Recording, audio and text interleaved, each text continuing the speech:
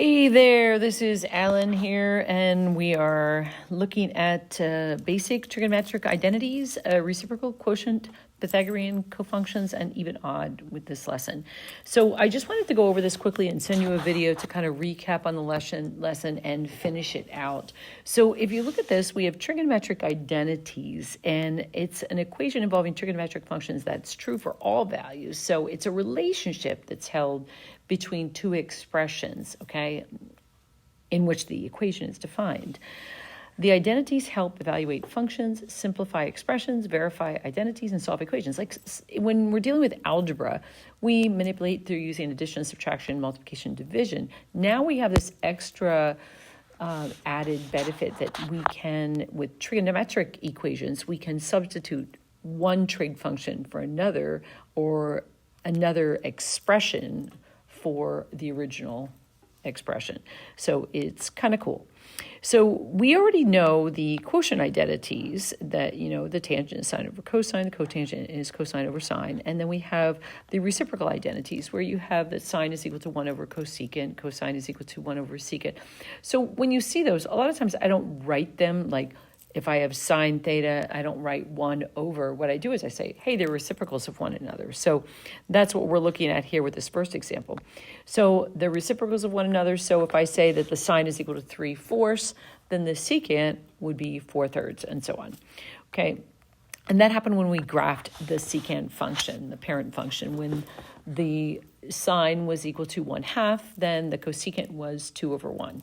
Okay, so anyway, so we went over the first couple problems here, and I just wanted to review them quickly, that it gave us the secant theta is equal to negative root 30 over 3, so the cosine would be just the reciprocal, which is, as you see here, it's negative 3 over square root of 30. So we're going to just rationalize that. This would be the answer, but we're going to rationalize it by multiplying by the square root of 30 over square root of 30, and then that gives us this answer in yellow, negative square root of 30 over 10. The 3 goes into 30 10 times, okay?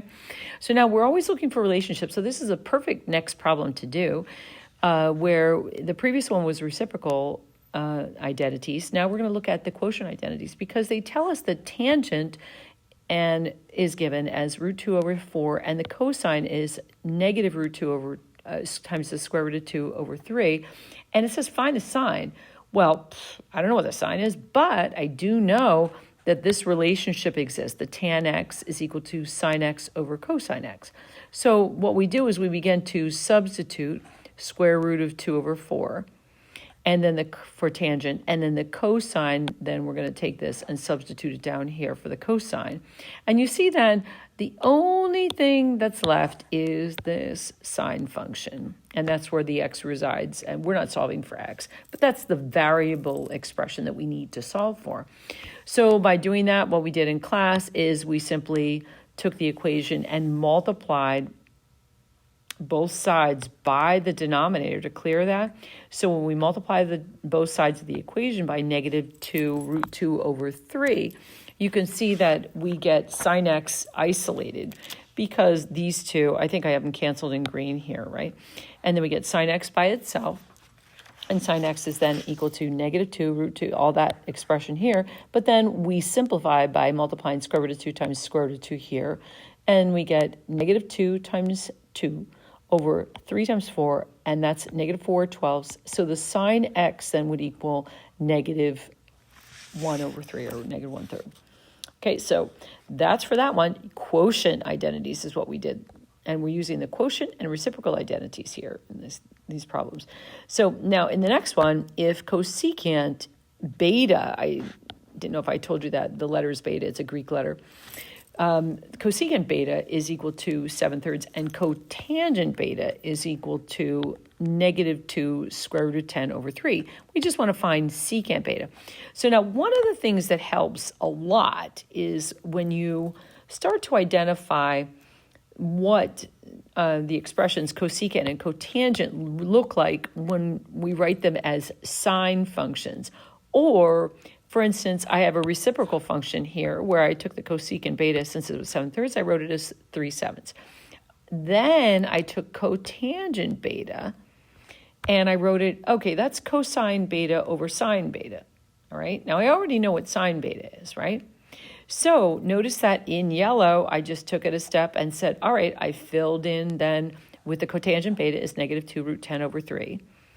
I don't know the cosine beta, and I don't really want to find that out, but cosine is related to the secant. So I kind of go this pathway that I'm going to stick with cosine, put in the 3/7 for sine of beta down here. And then what I'm going to do is solve for cosine. So when I do, I multiply by both sides of the equations by 3/7 so that I isolate the cosine beta. And then I end up getting cosine beta is equal to negative 2 root 10 over, and here I continued to solve it over here on the side. No, I didn't. That's the secant, sorry.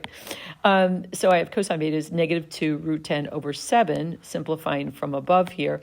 And then I have the answer, and I box it up, and even, you know how we feel victorious, and then we're like, oh, yeah, we have to go back and find secant beta, so which is just the reciprocal. So what I did is I brought it up here. There's my reciprocal of cosine beta, and then I multiply by square root of 10 over square root of 10 to rationalize, and that gives me my final answer right here. Okay, so that was the first page we went over. I just wanted to review it quickly.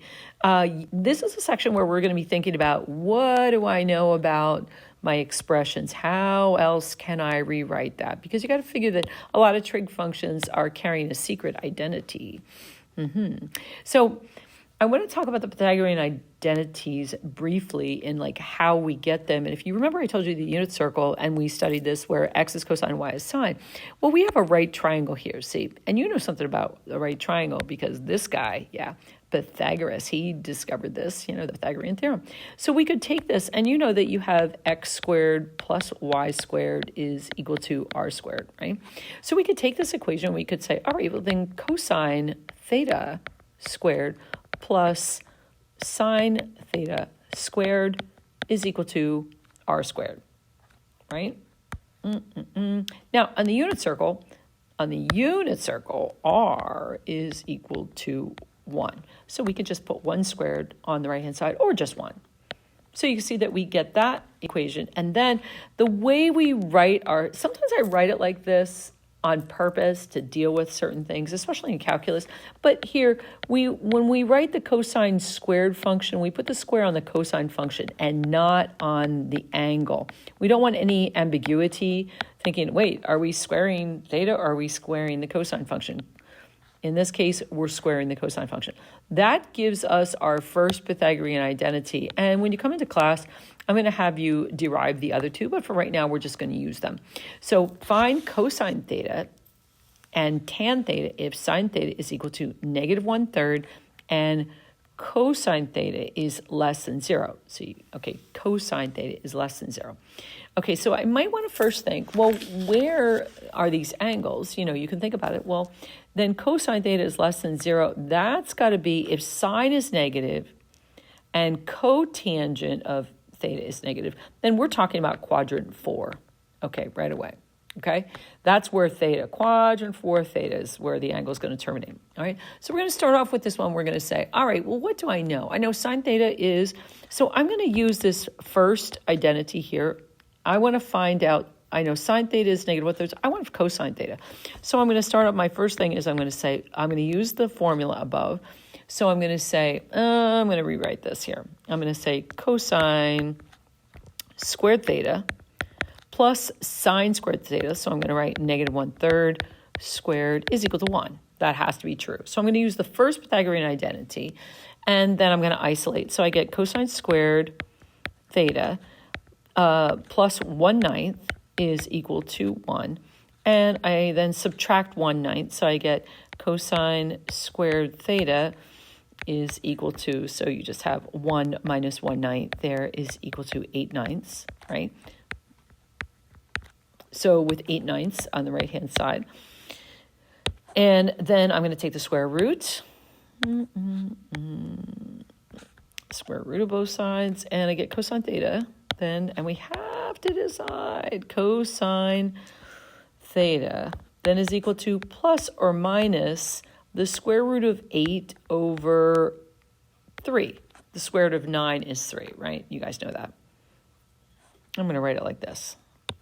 Okay, you got to remember these kind of things. Square root of 9. So then we get the cosine theta. Cosine theta is equal to 2 root 2 over 3. So we have cosine theta. Now, I put it in as a positive one. Why did I do that? Well, remember I said, oops, theta. I forgot to write theta there. So theta is in quadrant 4, so the cosine is positive. So I have my cosine theta. There you go. I wouldn't use the negative value then for that. So the one I'm going to choose is the positive because it's a quadrant 4. All right. All right. So now we want to find the cotangent. So now you know the cotangent. We could do this a couple different ways, but we know some things already. So I want to use these formulas. So I'm not going to review the other formulas that we've done already. I'm going to go ahead and use these. So I know something that if we have sine, if you know that sine theta is equal to negative 1/3, it has a reciprocal. Then we know cosecant theta is negative 3, right? So we know that. So then we can use that. Now look at your trig function that uses a cosecant theta. And you can see that right up here, right? And you want to find cotangent, and you know that it's going to be negative already.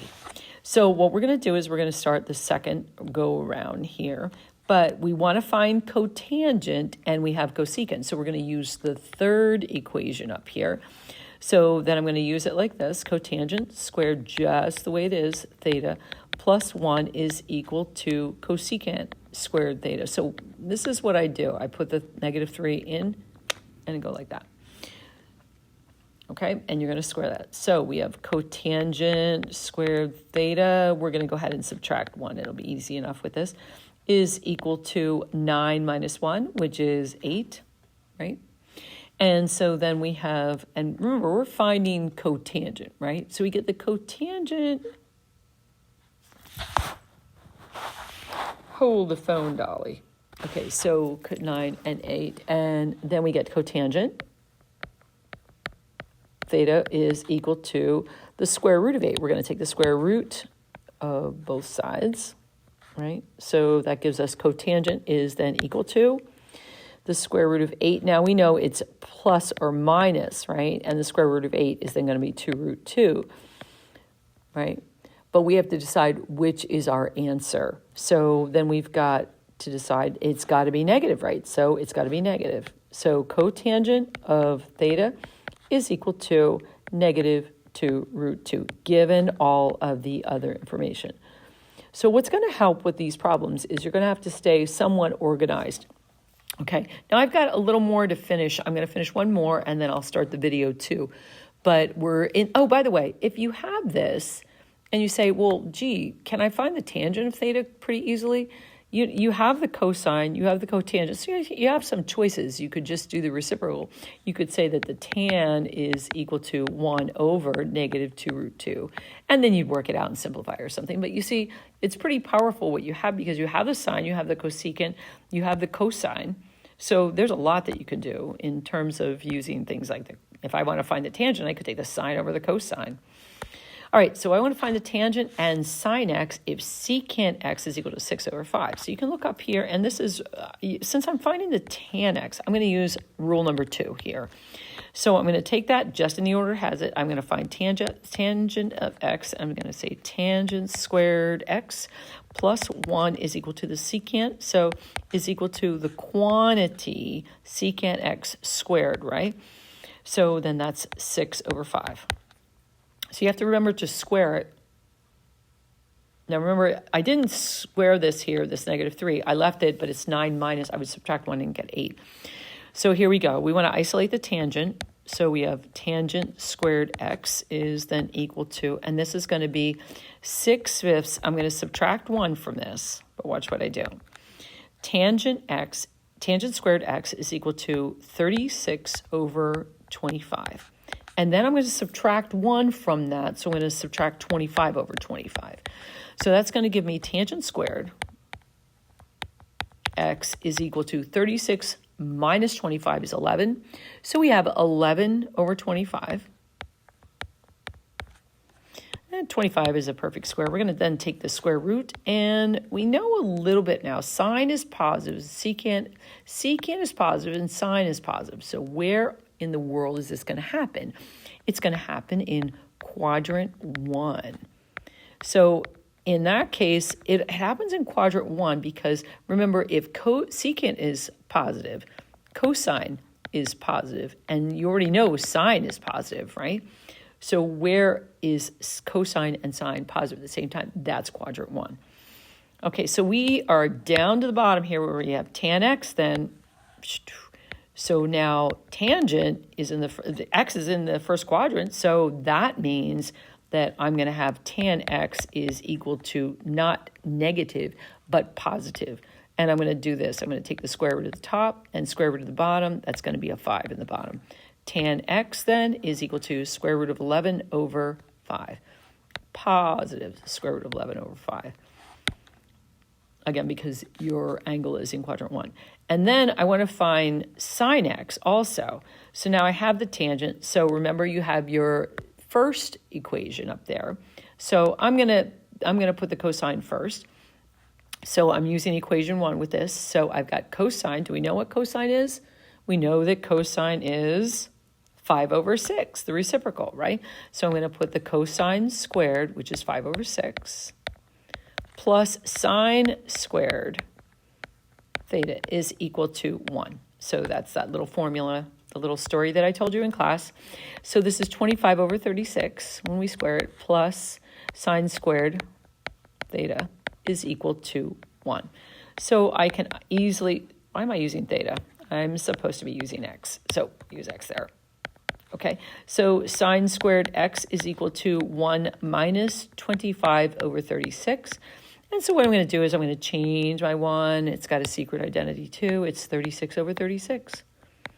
And then I can subtract there, and then you notice that if I take the square root of both sides, taking the square root of both sides, I guess I could do it here, right? So I end up with this. I end up with sine x is equal to, I have the square root of 11 over 36, right? So the square root of 11 over 36, and we know that sine is positive, right? So I get sine x is equal to the square root of 11 over 6 when you take the square root of 36.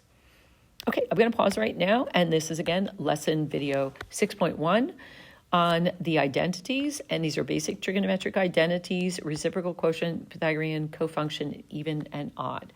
And so when I come back, then we will pick up with cofunction identities, okay? I'll be back.